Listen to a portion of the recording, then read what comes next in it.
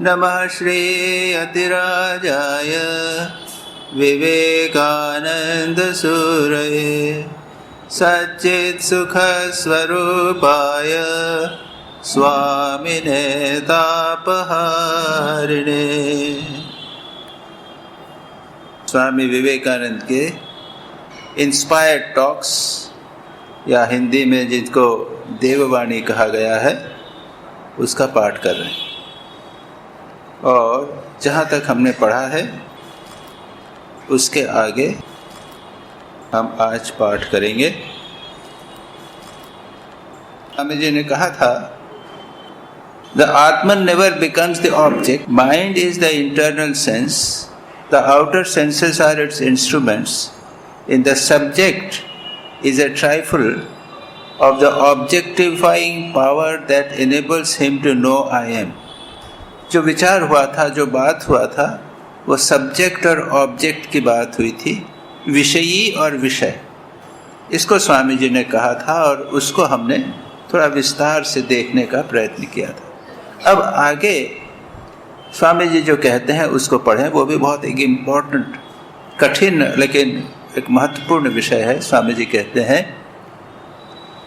Science and nescience all there are, but the self is never affected by any nescience. मैं हिंदी पढ़ दूंगा तब आप समझ जाएंगे थोड़ा सा। Relative knowledge is good because it leads to absolute knowledge, but neither the knowledge of the senses, nor of the mind, nor even of the Vedas is true, since they are all within the realm of relative knowledge. First, get rid of the delusion, I am the body. Then only can we want real knowledge. Man's knowledge is only a higher degree of brute knowledge. बहुत ही powerful जिसे कहते हैं, बहुत ही शक्तिशाली और सीधे विचार हैं। अब स्वामी जी ने उसको किस प्रकार से कहे होंगे ये हम नहीं जानते, लेकिन जैसा मिस वॉल्डो ने उसको लिखा है वही हमारे पास में।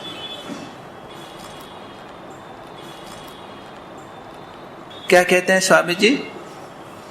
नीसेंस एंड साइंस, इसको ट्रांसलेट किया गया है विद्या और अविद्या। हिंदी अनुवाद में है या ज्ञान और अज्ञान। इन्हीं दोनों को लेकर जगत है, किंतु आत्मा कभी भी अविद्या आच्छन्न नहीं होती। हम लेंगे एक एक करके, उसको समझने का प्रयत्न करें। आपेक्षिक ज्ञान कहते हैं स्वामी जी, रिलेटिव नॉलेज। आपेक्षिक ज्ञान अच्छा है, किंतु वह उसी चरम ज्ञान में पहुंचने की सीढ़ी है, ये भी ठीक है। It leads to absolute knowledge. किंतु इंद्रिय जन्य ज्ञान या मानसिक ज्ञान इतना ही नहीं, वेद प्रमाण जन्य ज्ञान भी कभी परमार्थ सत्य नहीं हो सकता। But neither the knowledge of the senses, nor of the mind, nor even of the Vedas is true, since they are all within the realm of relative knowledge. क्योंकि ये सब आपेक्षिक ज्ञान की सीमा के भीतर हैं। पहले मैं देह हूँ, इस भ्रम को दूर करो। First, get rid of the delusion, I am the body. Then only can we want real knowledge. तभी यथार्थ ज्ञान की आकांक्षा होगी। मानवीय ज्ञान पशु ज्ञान की ही उच्चतर अवस्था मात्र। स्वामी जी यहाँ पर ज्ञान, अज्ञान या विद्या और अविद्या की चर्चा करते हैं। और ये विद्या और अविद्या की चर्चा हमको उपनिषदों में भी प्राप्त होती है। क्या कहा है? ईशावास्य उपनिषद में। थोड़ा सा इसको हम देखेंगे, विद्या क्या है, अविद्या क्या है, और मैं कोशिश करूँगा जिससे आप उसको आसानी से समझ सकें। ईशावास्य उपनिषद यानी उपनिषद तो आप जानते हैं, वेदों का वह अंश जिसमें ज्ञान कांड है, ज्ञान की चर्चा है। वेदों के 3 मानो डिवीजन किए गए हैं। एक प्रथम डिवीजन है जिसको कहते हैं कर्म कांड। वेदों का अधिकांश 3/4 बल्कि उससे भी अधिक वो है कर्मकांड। कर्मकांड यानी क्या? यज्ञ करो, अग्निहोत्र करो, या फिर अश्वमेध यज्ञ करो। ये दशाश्वमेध ये लिखा है ना, ये दशाश्वमेध घाट, तो क्यों वहाँ पे 10 अश्वमेध यज्ञ हुए थे वहाँ। अश्वमेध यानी जिसमें अश्व यानी घोड़ा, और घोड़े की बलि दी जाती, तो बहुत महत्वपूर्ण होता है। अश्वमेध यज्ञ करने से स्वर्ग मिलता है या क्या मिलता है। या फिर उसके बाद में है अग्निहोत्र, तो प्रत्येक दिन करना पड़ता है। उसके बाद पुत्रेष्टि यज्ञ है, कितने ही प्रकार के यज्ञ है। यज्ञ का उद्देश्य क्या है? जो आपकी इच्छा कामना है उसको धर्म के द्वारा पूर्ति करो। पुत्र चाहिए तो पुत्रेष्टि यज्ञ करो। दशरथ ने पुत्रेष्टि यज्ञ किया, उसको 4 पुत्र प्राप्त। उनको पुत्र नहीं हो रहा था, और जो यज्ञ से पुत्र प्राप्त हुआ तो वो तो बहुत अच्छा पुत्र होगा, इसलिए उन्होंने पुत्रेष्टि यज्ञ किया था। उसके बाद राम ने कौन सा यज्ञ किया था? अश्वमेध यज्ञ किया। तो इस प्रकार से यज्ञ की परंपरा भारत में चली आ रही है, और प्रत्येक गृहस्थ को ये यज्ञ करने चाहिए। उसके बाद यज्ञ में फिर 5 प्रकार के यज्ञ कर दिए हैं। एक तो है ब्रह्म यज्ञ, देव यज्ञ, उसके बाद नृयज्ञ, फिर भूत यज्ञ और एक पितृयज्ञ यानी ब्रह्म यज्ञ। यज्ञ का उद्देश्य मैं संभवतः पहले बताया है, लेकिन अभी फिर कह देता हूँ कि यज्ञ का उद्देश्य है एक कर्म के द्वारा, किसी भी क्रिया के द्वारा आप जो हमको संसार में मानवों के द्वारा हमारी जो सहायता होती है उसको पे बैक करना, वापस करना। यज्ञ का मुख्य उद्देश्य है देना, निष्काम भाव से देना। कामना हो जाए तो कोई बात नहीं। नृयज्ञ यानी मानवों ने हमारे ऊपर कितना कल्याण किया। याद रखिए, ये सूर्य है, जल है, वायु है, अग्नि है, आकाश है, ये क्या है? इनको देवता बताए गए हैं। इनकी कृपा से हम जीवित हैं, तो इसको वापस उसको हमको कृतज्ञ होकर उसका ऋण तो चुकाना चाहिए। तो किन किन के हम ऋणी हैं? ब्रह्म के। ब्रह्म यानी भगवान परमात्मा, उनके ऋणी हैं। उन्होंने हमारी सारी व्यवस्था की है। उसके बाद में है देवताओं के ऋणी हैं। तो ये अग्नि देवता हैं, और वरुण देवता हैं, और इंद्र देवता हैं। इनके हम ऋणी हैं। अग्नि के खाना बनाते हैं, हम खाते हैं। ये जल हम पीते हैं, और वायु है, उससे हम जीवित रहते हैं। आप जानते हैं वायु अगर रुक जाए तो क्या होगा?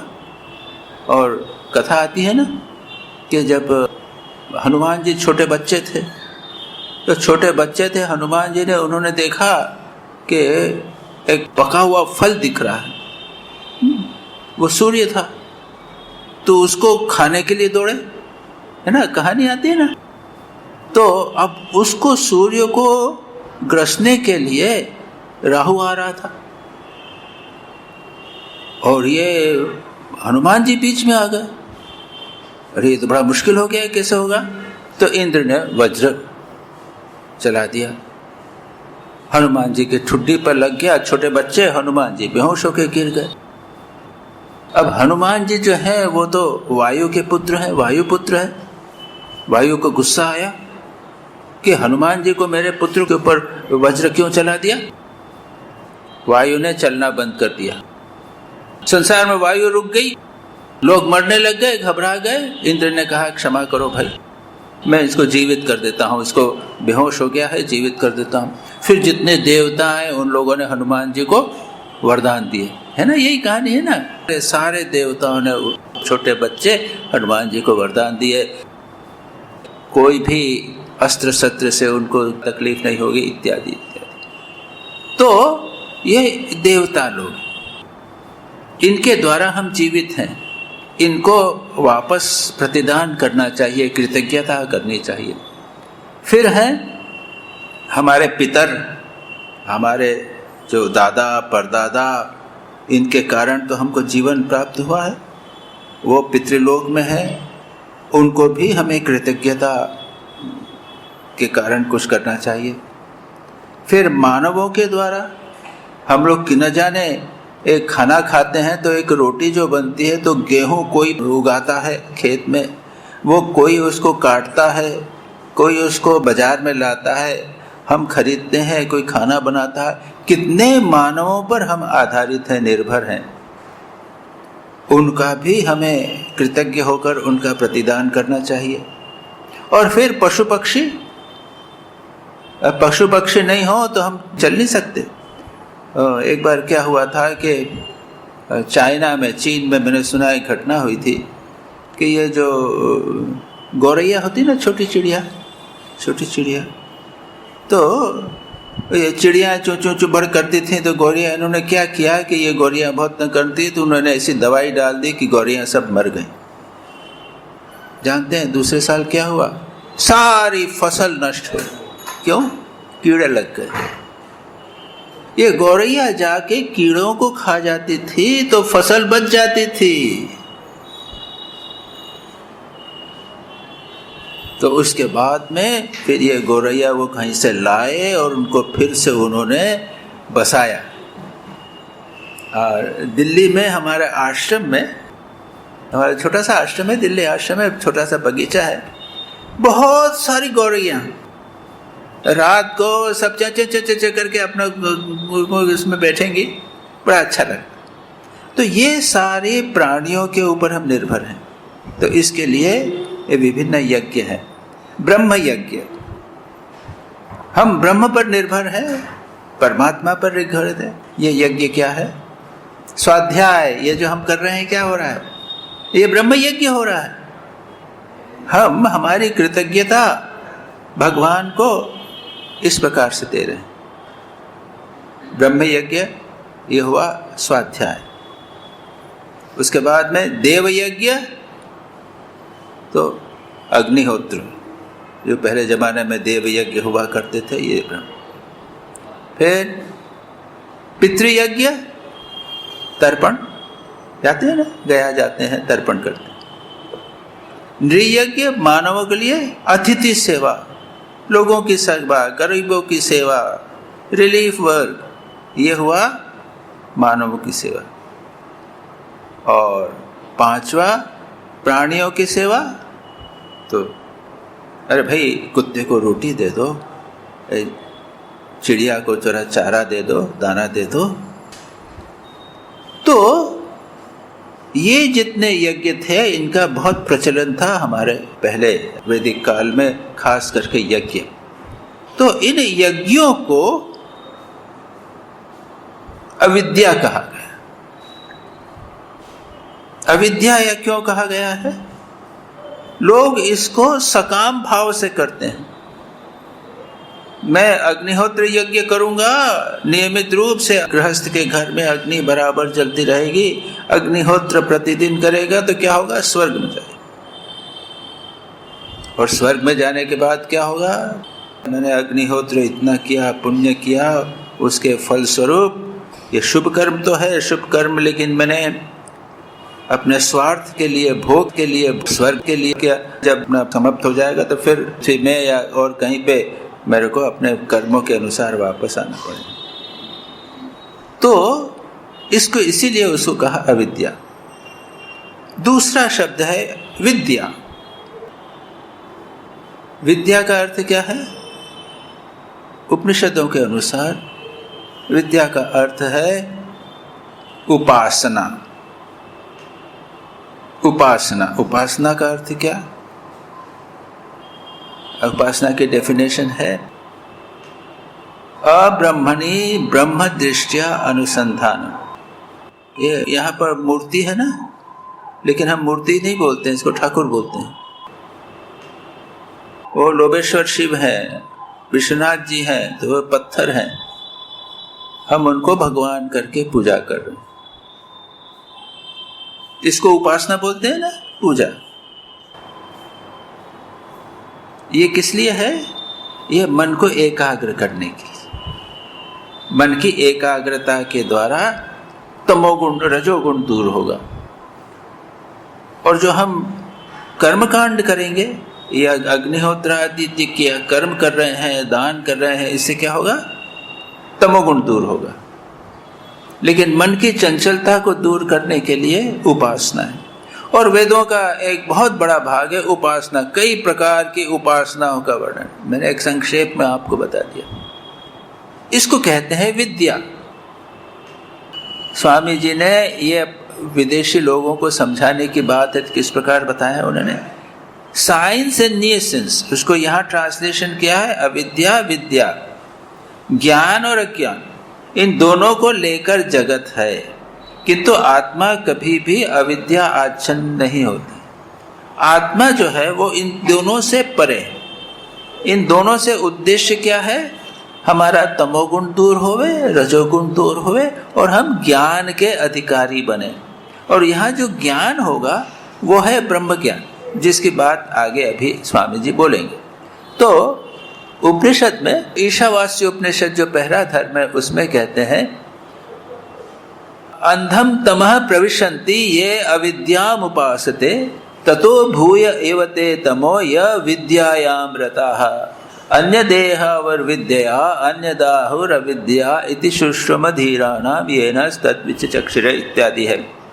जो लोग अविद्या की उपासना करते हैं, जो कर्मकांड इत्यादि, उसको ही मानते हैं कि ये सब कुछ है और कुछ नहीं है। अविद्यायाम अंतरे वर्तमाना स्वयं धीरा पंडितम मन्यमाना दंद्रम्यमाना पर्यंति मूढ़ा अंधे नेव नियमाना यथा अंधा। ये मुंडक उपनिषद में भी है, कठोपनिषद में भी है। और वहां पर वो कर्मकांड का वर्णन संक्षेप में करके वहां पर बताया। केवल कर्म को ही सेवा किया, खूब सेवा किया। जो सेठ जी हैं तो खूब सेवा करते हैं, तो फोटो छपवाते हैं, मैंने इतनी सेवा की, इसमें कोई बुराई नहीं। गरीबों को उन्होंने खिलाया, कोई बुराई नहीं। कपड़ा दिया, कोई बात नहीं। लेकिन यहीं रह गए, उसके आगे नहीं गए तो क्या होगा? अविद्यायाम अंतरे वर्तमाना स्वयं धीरा, हम धीर हैं, पंडित हैं। वो क्या है? दंद्रम्य माया पर्यंत, ये ऊपर स्वर्ग में जाकर फिर वापस आएंगे, फिर स्वर्ग में जाएंगे। पर्यंति मूढ़ा, घूमते चक्कर संसार के आवागमन के चक्कर में पड़े रहते हैं, इससे आगे नहीं जाते। तो कठोपनिषद, मुंडक उपनिषद, ईशावास्य उपनिषद, इन सब में इन बातों को स्पष्ट रूप से कहा है, यह है अविद्या। अब आज के युग में तो यज्ञ नहीं है। अब पढ़ाई कर ली, पीएचडी कर ली, डबल पीएचडी कर लिया, डॉक्टरेट कर लिया, सब बढ़िया कर लिया उसने, और संसार के भोगों में लगा हुआ, बुरा काम नहीं कर। डॉक्टरी की है, अच्छे पोस्ट मिल गई है, प्रोफेसर हो गए हैं, पैसा कमा रहे हैं, बुरा काम नहीं कर रहे। अपने को समझ रहे हैं कि मैंने इतना अच्छा काम किया, मैं बड़ा बुद्धिमान हूँ, विद्वान हूँ, नाम यश है। यह सब का सब अविद्या, अज्ञान। अच्छा, थोड़ा आगे आ गए, थोड़ा ध्यान भी करने। आजकल तो मेडिटेशन सब जगह होने लग गया। मेडिटेशन के कैंप होते हैं, मेडिटेशन के 7 डेज कैंप, 3 डे कैंप इत्यादि सब कैंप होते हैं। लोग 1,000 रुपया दो दे के वहाँ कैंप में जाते हैं और नियमित रूप से सुबह शाम ध्यान जप करते हैं। अच्छा, ये समझ लीजिए विद्या जो अभी मैंने बताया, उपासना। इसका भी उद्देश्य क्या है? हम सुख रहें, शांत रहें, मन हमारा अच्छा रहे, शांत रहे, जैसा हम कर रहे हैं वैसा करें। जीवन का लक्ष्य नहीं बदला, हम पहले टेंशन में रहा करते थे, अब हमारा ध्यान करता हूं तो मेरे को टेंशन नहीं होता, लेकिन पैसा कमाना चल रहा है, नाम यश की इच्छा चल रही है, ये सब चल रहा है। तो पुराने जमाने के जो यज्ञ थे वो बदल गए, लेकिन अविद्या और विद्या जो है वैसी की वैसी रही। तो इतना हमने समझ लिया। अब आगे पढ़ें स्वामी जी क्या कहते हैं। विद्या और अविद्या या ज्ञान और अज्ञान, इन्हीं दोनों को लेकर जगत है, ठीक है। और अगर आप कहें जो लोग बुराई करते हैं, नैतिक जीवन नहीं आचरण करते हैं, असत्य बोलते हैं, चोरी करते हैं, झूठ बोलते हैं, कालाबाजार करते हैं, वो तो उनको हम क्या कहेंगे, उसको तो अविद्या के भी नीचे, उसको अविद्या के, उनकी बात यहाँ पर स्वामी जी नहीं करेंगे। स्वामी जी कहते हैं कि इन्हीं को दो को लेकर, विद्या और अविद्या लेकर संसार है, जगत है, किंतु आत्मा कभी भी अविद्या आच्छन्न नहीं होती, आत्मा कभी भी विद्या से भी आच्छन्न नहीं। अगर इस दृष्टि से देखा जाए विद्या का अर्थ ये। फिर स्वामी जी कहते हैं आपेक्षिक ज्ञान अच्छा है, रिलेटिव नॉलेज, ये जितना भी हमें मिल रहा है ये आपेक्षिक ज्ञान है, रिलेटिव नॉलेज है, और ये जो है ये अपरोक्ष ज्ञान नहीं, साक्षात अपरोक्ष परमात्मा का ज्ञान नहीं। अपेक्षित ज्ञान क्या है? Relative knowledge. रिलेटिव नॉलेज यानी मैंने इस पुस्तक को पढ़ी, मुझे कुछ ज्ञान हुआ, मैं हूँ और मुझे ये ज्ञान हो रहा है। ये ज्ञाता और ज्ञेय की, विषय और विषय का अंतर सदा बना हुआ है। इसको हम कह सकते हैं आपेक्षिक ज्ञान, क्योंकि वह उसी चरम ज्ञान में पहुंचने की सीढ़ी है। आपेक्षिक ज्ञान अच्छा है, ज्ञान बुरा नहीं है, लेकिन याद रखिए उसको ही पूरा नहीं समझिए। आपेक्षिक ज्ञान के बिना हम निरपेक्ष ज्ञान तक नहीं जा सकते। हम पढ़ते हैं, स्वामी विवेकानंद को पढ़ा, वेदों को पढ़ा, गीता को पढ़ते हैं, उपनिषद पढ़ा, ये जब मिल रहा है ये क्या है? ये आपेक्षिक ज्ञान। गीता पढ़ लिया, उससे क्या सब कुछ हो गया? श्री रामकृष्ण के पास में तुरानंद जी जाते थे, वो पंचदशी पढ़ते थे। तो पंचदशी पढ़ते थे तो श्री रामकृष्ण ने क्या कहा, अच्छा तो वेदांत पढ़ रहे हो, उसमें क्या लिखा है? यही लिखा है ना कि ब्रह्म सत्य और जगत मिथ्या। ये 15 चैप्टर पंचदशी के, उसमें केवल यही कहा है, ब्रह्म सत्य जगत मिथ्या, आत्मा और परमात्मा एक है। 15 प्रकार से समझाया, और कई प्रकार से समझा दिया शंकराचार्य ने, और कई प्रकार से समझा दिया। ये जो ज्ञान है उसको पढ़ लिया, उसके बाद हो गया क्या? श्री रामकृष्ण कहते हैं यही ना कि ब्रह्म सत्य जगत मिथ्या, उसको जीवन में उतारो। ये जीवन में उतारना, ये हुआ अपरोक्ष ज्ञान। आपेक्षिक ज्ञान नहीं, रिलेटिव नहीं, एब्सोल्यूट नॉलेज। और जब एब्सोल्यूट नॉलेज हो जाता है तो फिर लोग बोलते नहीं हैं। पिताजी के 2 पुत्र गए थे ना गुरु के पास में, उसके बाद लौट कर आए, पिताजी ने बड़े से पूछा, बता क्या पढ़ा तुमने? गुरुजी से बताओ। तो उसने समझा दिया, ये ब्रह्म है, जगत मिथ्या है, मैं शरीर नहीं हूँ, मन नहीं हूँ, मैं बुद्धि नहीं हूँ, मैं आत्मा हूँ, और ये आत्मा ब्रह्म है। उसने आधे घंटे तक लेक्चर दे दिया। और उन्होंने छोटे लड़के से पूछा, बताओ तुमने क्या सीखा? क्या बोला उसने? चुप। है ना, ठाकुर ही कहते ना ये कहानी, क्या तुमने ठीक समझा? तो ये हुआ ज्ञान। इसी बात स्वामी जी कर रहे हैं, आत्मा कभी भी अविद्या आच्छन्न नहीं होती। आत्मा तो अविद्या से आते नहीं, विद्या से भी आच्छन्न नहीं होती। आत्मा तो हमेशा सच्चिदानंद स्वरूप है। क्योंकि अपेक्षिक ज्ञान भी अच्छा है, क्योंकि वह उसी चरम ज्ञान में पहुंचने की सीढ़ी है। तो श्री रामकृष्ण ने तुरानंद जी को कहा, ठीक है जो तुमने कहा है, यही हुआ ना कि ब्रह्म सत्य जगत मिथ्या, यही ना निश्चय है ना। ये हम यहाँ पर प्रवचन होते हैं प्रतिदिन, कोई बुरा है क्या? बुरा नहीं। आपको पता चल जाएगा कि ईश्वर है और भक्ति के मार्ग से ईश्वर को पाया जा सकता है। ईश्वर दर्शन जीवन का लक्ष्य है। इस प्रकार से भक्ति करना चाहिए, इस प्रकार से जप करना चाहिए, या इस प्रकार से विचार करना चाहिए। ये क्या हुआ? ये चरम ज्ञान को अब उसके बाद में उसको करो, भक्ति करो, ज्ञान करो, जीवन में उतारो, तब आपको भगवत दर्शन होगा, अपने आत्म स्वरूप का ज्ञान। इसलिए ये जो रिलेटिव नॉलेज है, आपेक्षिक ज्ञान भी अच्छा है, ये स्वामी जी कहते हैं, क्योंकि वो चरम ज्ञान की प्राप्ति की सीढ़ी। किंतु इंद्रिय जन्य ज्ञान या मानसिक ज्ञान इतना ही नहीं, वेद प्रमाण जन्य ज्ञान भी यथार्थ सत्य नहीं हो सकता। अब 3 लेवल स्वामी जी अब फिर कहते हैं ज्ञान के।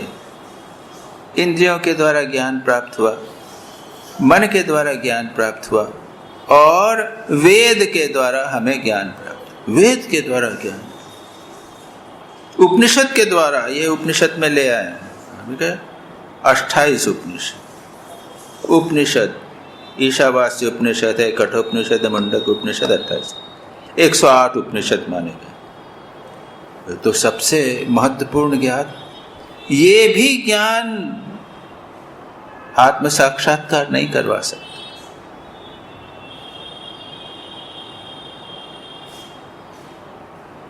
स्वामी विज्ञानानंद जी श्री रामकृष्ण के पास गए। उन्होंने कहा, मोशाय महाशय, उस समय तो मोशाय बोलते होंगे ठाकुर को, है ना? मोशाय, आपने कांट, हेगल इत्यादि को पढ़ा है? ये विदेशी फिलोसोफर्स, या यूं पूछ सकते थे, आपने उपनिषद पढ़े हैं? ठाकुर ने क्या कहा? अरे रहने दे उनको। कहा ना, यही कहा ना, अरे रहने दे उसको, वो कुछ नहीं है, वो सब अज्ञान, उड़ा दिया। और विज्ञानानंद जी कहते हैं कि मुझे ऐसी बात लगी है कि बिल्कुल ठीक बात है। ये सब दिमाग पे ऊपर सुपरफिशियल है, तो जीवन से कोई अंतर नहीं होता उससे। हाँ, ये ज्ञान का उद्देश्य क्या है? बच्चे को आप बता दीजिए, छोटे बच्चे को बता दो तो बेटा वहां अंदर कमरे में मत जाना, वहां पे हवा है, उसको बता दिया, वो मान लेगा, फिर नहीं जाएगा, और जाएगा तो उसको डर लगेगा, हुआ है मैं नहीं जाऊंगा वहां पे। एक बार अगर बता दिया जाए, मैं शरीर नहीं हूं, शरीर हूं क्या? मैं तो इस शरीर को देखता हूं, मेरा शरीर, मैं मन नहीं हूं, क्योंकि मैं मन को देखता हूं, मैं बुद्धि नहीं हूं, मैं अहंकार नहीं हूं, मैं आत्मा हूं। किसी गुरु ने उसको समझा दिया, तुम समझ गए ये बात? हाँ समझ गए। ठीक ठीक समझना और ज्ञान का अर्थ यह है कि उसके बाद ऐसा ही व्यवहार करे कि मैं आत्मा हूं, मैं ये नहीं हूं, जैसा बच्चे को विश्वास हो जाता, माँ ने बता दिया, समझा दिया। ये इसको कहते हैं ज्ञान, नहीं तो सबका सब अज्ञान। इतना पढ़ने के बाद में हम जैसे हैं, जहां के हैं वैसे के वैसे रहते हैं। श्री रामकृष्ण ने कहा था ना, बच्चे थे श्री रामकृष्ण, और कामारपुकुर में पंडित लोग आते थे, बहुत बड़ी बड़ी बातें करते थे, प्रवचन देते थे, और उसके बाद में वो लोग पैसा और हमारा वो बंडल बनाने के लगते थे। तो श्री रामकृष्ण कहते हैं, ये क्या, अभी तो बड़ी बड़ी बातें कर रहा है और ये ऐसा कर रहा है। बड़ी बड़ी बातें करना और संसार के विषयों के ऊपर मन रखना, ये नहीं हो सकता। इस दृष्टि से इसे समझना चाहिए। ये सब मानसिक ज्ञान है या फिर इंद्रियों से प्राप्त ज्ञान है। हमने सब सारा जगत देखा, हमने ज्ञान प्राप्त कर लिया है, घूम के आ गए हैं, सब देख लिया है। आजकल इंटरनेट से आपको बहुत सारा ज्ञान प्राप्त हो जाएगा। ये इंद्रिय जन्य ज्ञान और मानसिक ज्ञान है। और वेद प्रमाण जन्य ज्ञान भी परमार्थ सत्य नहीं हो सकता जब तक वह हमारे जीवन में न उतरे, हम उसके अनुरूप कार्य न करें। एक बार बता दिया कि मैं आत्मा हूं तो फिर सदा के लिए मैं आत्मा हूं, एक बार में बता दिया। इसलिए कहते हैं अधिकारी होना चाहिए। क्यों नहीं होता हमारे साथ? इसलिए कि हम अधिकारी नहीं हैं, इसलिए कि हम में विवेक नहीं है, वैराग्य नहीं है, मुमुक्षा नहीं है और षट संपत्ति नहीं है, शम दम उपरति तितिक्षा श्रद्धा समानार्थी से।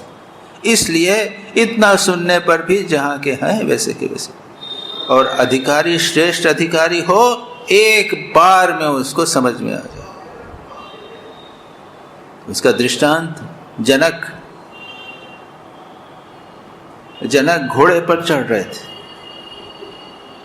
अष्टावक्र ने कहा, जनक तत्वमसि, तुम आत्मा हो, वही तुम हो, वही आत्मा हो। वो एक पैर घोड़े की जीन पर पड़ा हुआ था, वहीं पर वे समाधिस्थ हो गए। उसी समय उनको ज्ञान हो गया कि मैं आत्मा। और उपनिषदों और भी दृष्टांत है। श्वेत केतु को उसके गुरु ने कहा, श्वेत केतु तत्वमसि, श्वेत केतु तत्वमसि, श्वेत केतु तत्वमसि। कितनी बार कहा? 10 बार कहा। और स्वामी शारदानंद जी लीला प्रसंग में कहते हैं, हमको 1000 बार कहा जाए तत्वमसि तत्वमसि, कुछ नहीं। क्यों? इसलिए कि हम अधिकारी नहीं। ये वेद जन्य ज्ञान है, लेकिन इससे भी कुछ नहीं होता। ज्ञान भी कभी परमार्थ सत्य नहीं हो सकता, क्योंकि ये सब आपेक्षिक ज्ञान की सीमा के भीतर हैं। ये सब आपेक्षिक, रिलेटिव नॉलेज, सुपरफिशियल नॉलेज है। पहले मैं देह हूं, इस भ्रम को दूर करो, स्वामी जी स्पष्ट रहते हैं। उसके बाद ज्ञान की बात आएगी। बाबा, First, get rid of the delusion, I am the body.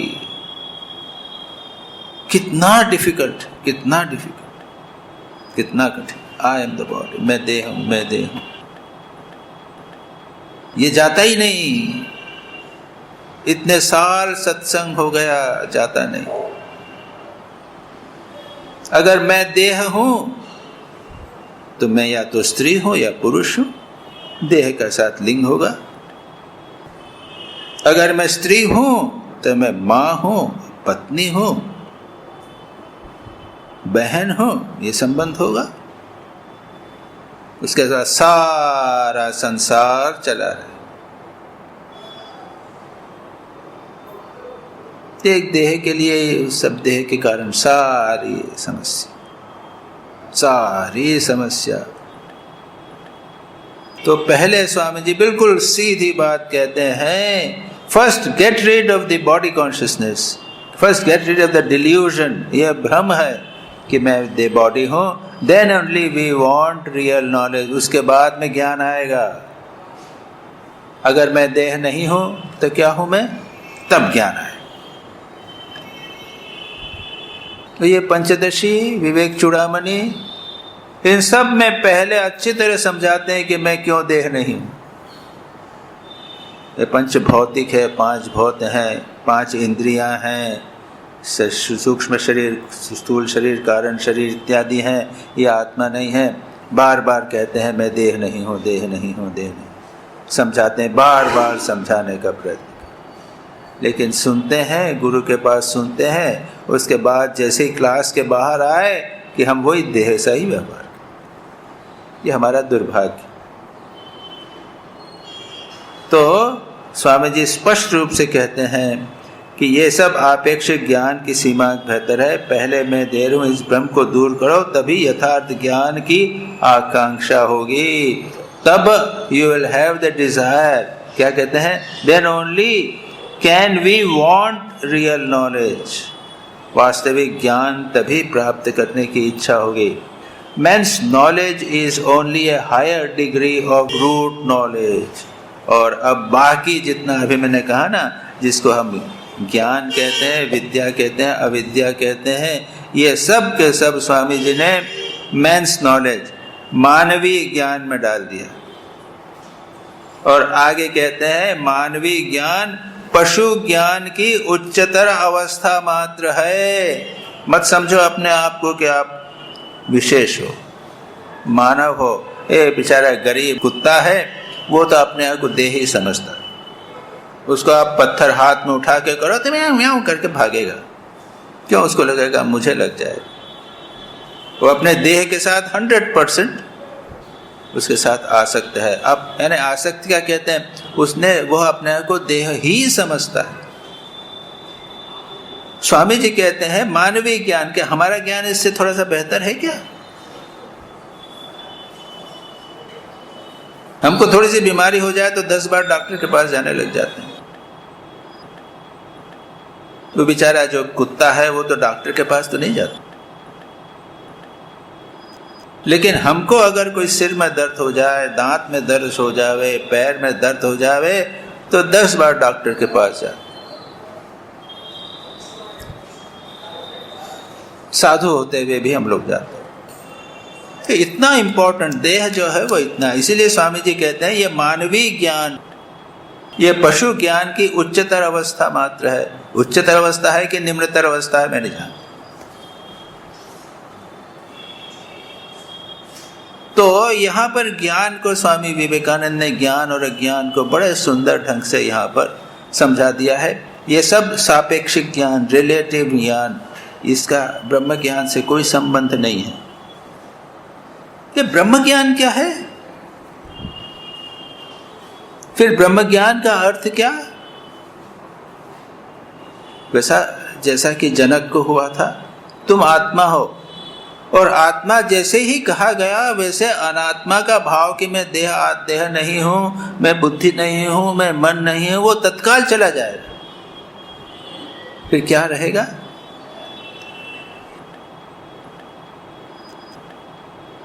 जो रहेगा सो रहेगा, उसको बता नहीं सकते।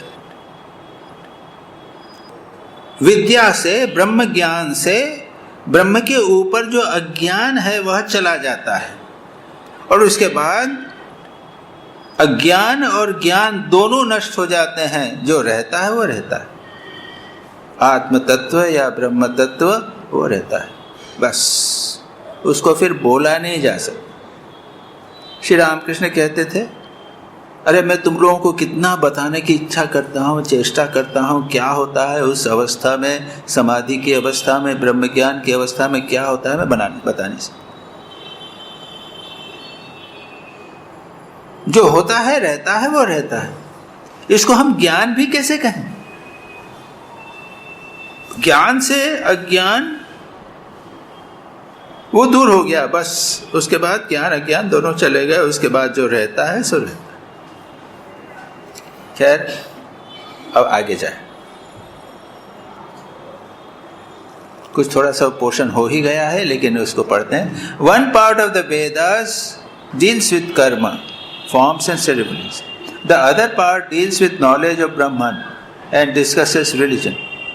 The Vedas in this part teach of the self, and because they do, their knowledge is approaching real knowledge. Knowledge of the absolute depends upon no book nor upon anything. It is absolute in itself. No amount of study will give this knowledge. It is not theory, it is realization. Cleanse the dust from the mirror, purify your own mind, and in a flash you know that you are Brahman. हम इसी की बात कर रहे थे, स्वामी जी इसी को कहते हैं। क्या कहते हैं? वेद का एक अंश है कर्मकांड, अनेक विध अनुष्ठान पद्धति, ठीक है, अभी हमने सब समझा दिया। यज्ञ यागादि का उपदेश। दूसरे अंश में ब्रह्म ज्ञान और यथार्थ आध्यात्मिक धर्म का विषय वर्णित है। अब अभी मैंने जो कहा उपनिषद में क्या है, ये ज्ञान है, ब्रह्म का ज्ञान। और जो उपासना की बात कही थी वो उसके पहले की बात। 3 लेवल हो गए, कर्मकांड, उपासना कांड और ज्ञान का। कर्म के द्वारा हमारे तमोगुण दूर हो जाता है, उपासना के द्वारा मन एकाग्र होता है, रजोगुण दूर होता है, और ज्ञान के द्वारा अज्ञान दूर हो जाता है और हम अपने स्वरूप को जानते हैं। तो स्वामी जी कहते हैं दूसरे अंश में ब्रह्म ज्ञान या यथार्थ आध्यात्मिक धर्म का विषय वर्णित है। वेद का यही भाग आत्म तत्व के संबंध में उपदेश देता है और इसीलिए वेद के इस भाग का ज्ञान यथार्थ पारमार्थिक ज्ञान के अति समीपवर्ती है। पारमार्थिक ज्ञान जो है उसका निकटतम विचार की बात जो कही गई, ज्ञान से अज्ञान दूर हो जाएगा, उतना काम वो करेगा। उस अनंत पूर्ण परब्रह्म का ज्ञान किसी शास्त्र के ऊपर या किसी दूसरे के ऊपर नहीं निर्भर होता।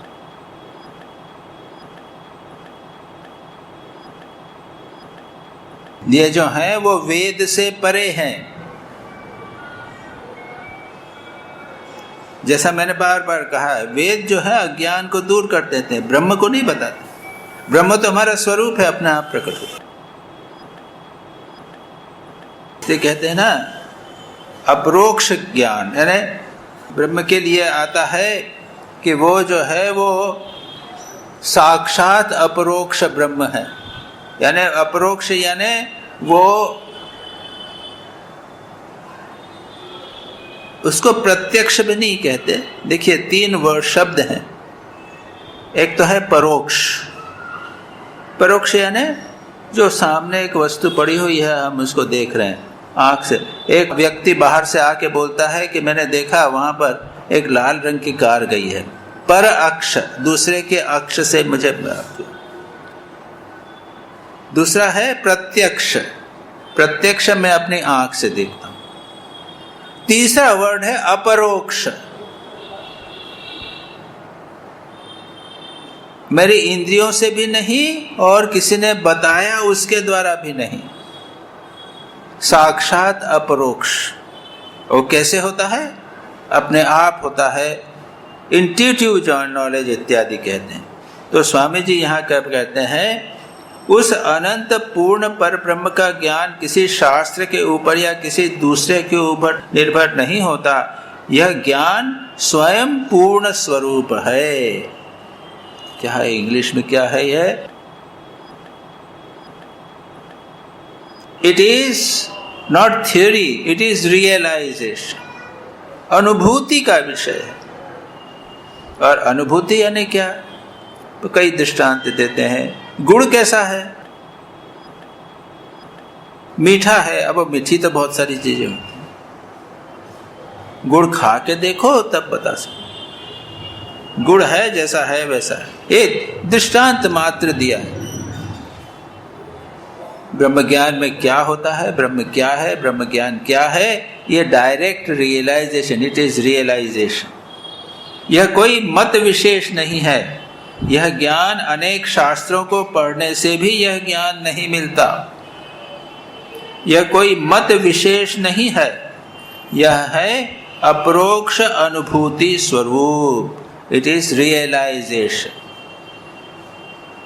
इंग्लिश का ट्रांसलेट स्वामी जी का कहते हैं रियलाइजेशन, अपरोक्ष अनुभूति, एक्सपीरियंस, रियलाइजेशन। और जैसा नियरेस्ट हम जैसे कहते हैं, खाया हमने गुड़ खाया, कैसा गुड़ है खा के देखो बता नहीं सकते,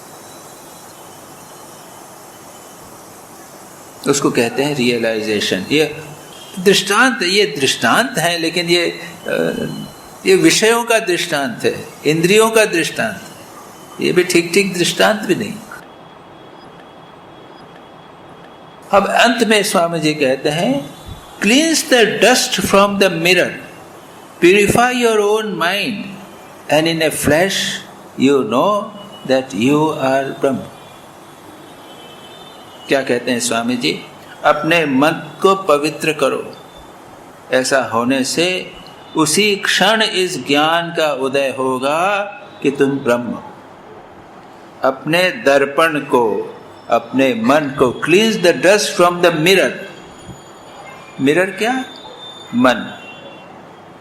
मन पर धूला जमा हुआ है, उसको साफ कर लो उसी क्षण ज्ञान का उदय होगा। Purify your mind in a flash, you know that you are Brahma. मन को चित्त शुद्धि, मन को साफ करते जाओ करते जाओ करते जाओ, तब क्या होगा?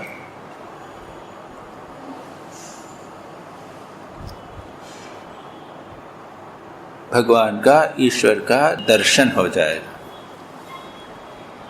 फ्लैश ने क्या कहा, स्वामी जी ने क्या कहते हैं? उसी क्षण इस ज्ञान का उदय होगा कि तुम ब्रह्म हो। एक बड़ी सुंदर घटना है, उसको समझाने के लिए एक बड़ी सुंदर घटना है। ज़ेन घटना है। बुद्धिस्ट परंपरा में ज़ेन एक संप्रदाय होता है, एक साधना पद्धति होती है, जीवन पद्धति होती है, ज़ेन कहते हैं। तो ज़ेन कहानी है कि एक ज़ेन मास्टर, एक गुरु, उनके पास एक व्यक्ति आया, मैं आपका शिष्य होना चाहता हूँ। मैंने कहा कि ठीक है, मैं जो कहूँगा वैसा करना पड़ेगा। वो देखते ही उसको पहचान गए कि उत्तम अधिकारी है। कहा ठीक है, तो मैं आप जो कहेंगे वैसे करूँगा। ठीक है, किचन में बैठ जाओ, रसोई में जो स्टोर है ना, स्टोर में बैठकर वो गेहूं कूटो। गेहूं कूटना पड़ता है ना साफ करने के लिए, गेहूं कूटो। वो उसके साथ में होता है जो गेहूं कूट के साफ करना है गेहूं। और तुमको कुछ चिंता नहीं करना, तुमको आवश्यकता होगी, कोई तुम्हारी तकलीफ होगी तो मैं ही आऊँगा, तुमको आने की ज़रूरत नहीं है। यानी ये तो कहते हैं ना कि भाई गुरुजी एक समस्या है, मैं आपसे कल बात कर लूँ, प्रश्न करते हैं ना, क्या नहीं, तुमको आने की जरूरत नहीं, मैं आ जाऊँगा। अब ये जो शिष्य थे, सिद्ध कहो साधक कहो, अपना गुड़ कूटना उन्होंने शुरू किया। और ये शिष्य भी गुरु के पास नहीं गया और गुरु भी शिष्य के पास नहीं गया। तो पूछे आगे, भाई कहो भाई कैसे हो, 15 दिन बाद, महीने भर बाद कैसा चल रहा है? तो कुछ नहीं।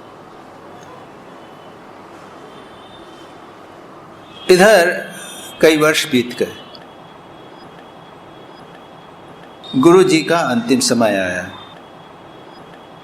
उन्होंने अनाउंस किया, मोनेस्ट्री में वो मठ था, बहुत सारे साधु थे, कि जो मैंने जो कहा है, मेरा जो उपदेश है, उसको 4 लाइन में अगर कह दे या 2 लाइन में कह दे, वो बन जाएगा मेरा उत्तराधिकारी, वो गुरु बनेगा।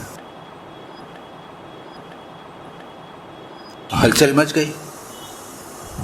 अब बहुत सारे उपदेश हैं, इसका सार क्या है गुरु जी का?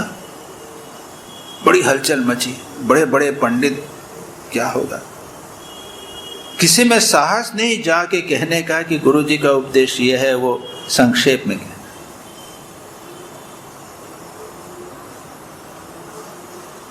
अल्टीमेटली कुछ लोगों ने मिल के, बड़े बड़े पंडित सुने के, एक सेंटेंस, कुछ वाक्य बनाए। क्या बनाए? कि मन एक दर्पण है जिसमें धूल जम जाती है, उस धूल को साफ करने पर उस पर आत्मा का शुद्ध प्रतिबिंब होता है। ठीक है, जो ये जान लेता है वो सब कुछ जान लेता है। बड़ा ठीक है, अच्छी बात है। तो ये स्वामी जी ही बोल रहे हैं। स्वामी जी ने ये बोला नहीं, एग्जैक्टली नहीं बोला है ये चीज। स्वामी जी ने जो कहा है वो हम देखेंगे। अपने मन को पवित्र करो, दर्पण के ऊपर जो मैल जम गया है उसे साफ कर डालो। साफ करने की बात क्या है स्वामी जी है? अपने मन को पवित्र करो, ऐसा करने से उसी क्षण ज्ञान का उदय होगा, तुम ब्रह्म हो जाओगे। ठीक। अब लोगों ने क्या किया, साहस नहीं हुआ, एक चिट के ऊपर लिख के उन्होंने गुरु जी के पास भेज दिया। गुरु जी गुस्से से लाल, किसने लिखा है बेवकूफ ने, ये मूर्ख कहीं का, कौन है ये लिखा? कोई नहीं, यहाँ जाने की इच्छा नहीं। अब लोग बातचीत करते करते, ये जो अपना एक शिष्य बैठा वो कूट रहा था, उसके पास से निकले बातचीत करते हुए। इसने साल तक चुप रहा। इसने पूछा क्या बात है, हलचल हो रही? अरे तू क्या समझेगा, तू तो जानता ही नहीं। अरे बोलो ना क्या बात है। देखिए, देखो गुरुजी ने कहा है कि जो उपदेश दिया है उसको आप 4 लाइन में लिख के दे दीजिए। देखो कितना साफ लिख दिया है, गुरुजी मानते ही नहीं है इसको, कोई गुस्सा हो गया तो जोर से हंस दिया। अरे मूर्खता की बात है। क्यों? अरे मन तो है ही नहीं, वहां पर धूल जमेगी कहां? जो यह जान लेता है वो सब कुछ जान लेता है। जाओ गुरुजी से बोल दो। जब गुरुजी ने कहा कि ये किसने बोला, तो उसने बोला। देखिए मैं तो समझ गया था, जानता था। इतने वर्षों तक जब मेरे पास नहीं आया तभी समझ गया था कि यही एक उत्तम अधिकारी, और वही वहां पे उसके बाद में गुरु। तो ये उच्चतम स्थिति है, ब्रह्म है, केवल ब्रह्म है, केवल आत्मा है, परमात्मा है और कुछ नहीं, मन है ही नहीं। स्वामी जी तो यहां तक कहते हैं धूल साफ कर लो तो ब्रह्म प्रकट हो जाएगा। इससे भी उच्चतर स्थिति जो अद्वैत वेदांत का स्थिति है कि मन जैसी कोई चीज ही नहीं है, जो इसको जान लेता है। मन दर्पण है ही नहीं, धूल जमेगी कहाँ? मन है ही नहीं, वो अपवित्र हो गए कहाँ? जो है, जो जान लेता है वो सब कुछ जान। तो यहाँ तक हमने किया, आगे की चर्चा हम अगली बार करेंगे। नमः श्री यतिराजाय विवेकानंद सूरये सच्चित् सुख स्वरूपाय स्वामिने तापहारिणे।